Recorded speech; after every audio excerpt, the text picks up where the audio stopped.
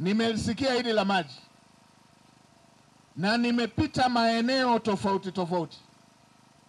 Nimeona huu utaratibu ukijitokeza wa watu kupewa fedha na kuahirisha mradi ambao wamepewa fedha kwa ajili yake na kuanza kutekeleza miradi mingine.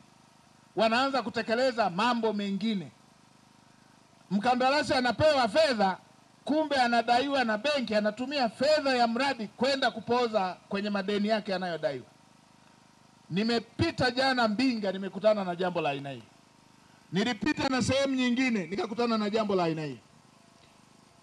Nimeelekeza TANROADS na Mheshimiwa Naibu Waziri huko hapa, TARURA, Mheshimiwa Naibu Waziri huko hapa, fanyeni sensa ya miradi yote ambayo wakandarasi walishapewa payment, walishapewa malipo ya, na mfanye tathmini ya kujua fedha hiyo ambayo imeshatolewa inalingana kwa kiwango gani ambayo imeshafanyika.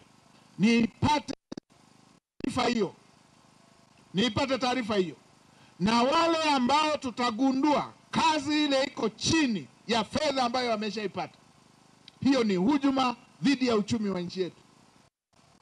Hawa lazima wafike kwenye mkono wa sheria. Ifuatilieni, fanyeni hiyo sensa, nataka hiyo ripoti. Na nimefuatilia, nimejua kuna baadhi ya wakandarasi, akiwemo mmoja ambaye mlimtoa kule Mbinga, yule mliyemtoa asipate kazi nyingine yeyote hapa nchini, wapatieni wazawa. Anakujaje mtu anatoka huko, mnampa hela, anacheza hapa, anatuchezea hapa. Wale wote ambao mnawapa kazi wanahamisha fedha, wanaanza kutumia kwenye madeni yao, wanaanza kutumia kwenye mambo yao, hawawalipi wazawa, wasipate kazi tena. Waaminini wazawa, wapeni kazi hizo. Hatuwezi tukawa na watu wanakuja wanababaisha kazi, wanatuticha na vijingereza puzi mtupu. Msiwape kazi.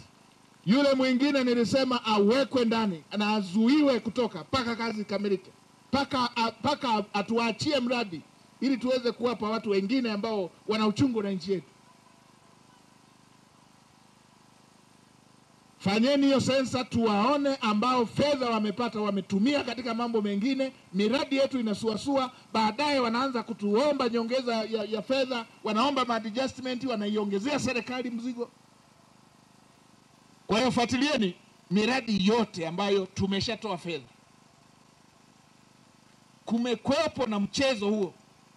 Tumeona hata wengine anapewa fedha, kumbe anadaiwa kule nchini kwake.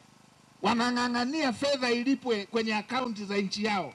Yaani mradi unafanyikia Tanzania, fedha inalipiwa Tanzania, wanataka ilipwe nchini kwao, kumbe anadaiwa kule kwao. Akishapewa, kwa kuwa hawezi kupata malipo ya pili mpaka kazi ionekane, wananchi wanaendelea kuona kazi tu haiendelei. Huyu haleti certificate ili alipwe kazi iendelee, kwa sababu ameshindwa kuzalisha kazi, kuonesha kazi ambayo imeshafanyika.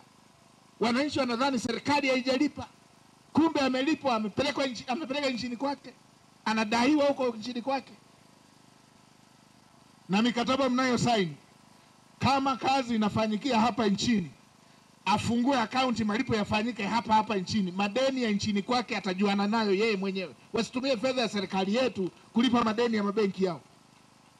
Mikataba yote mnayoingia, wekeni vipengele vya aina hii. Wekeni vipengele vya aina hii.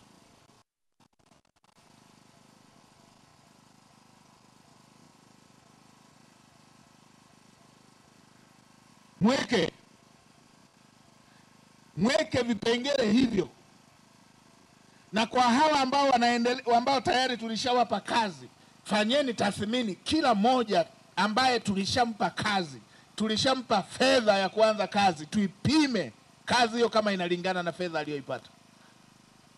Kama akatumia kwingine, hiyo ni hujuma. Lazima na yeye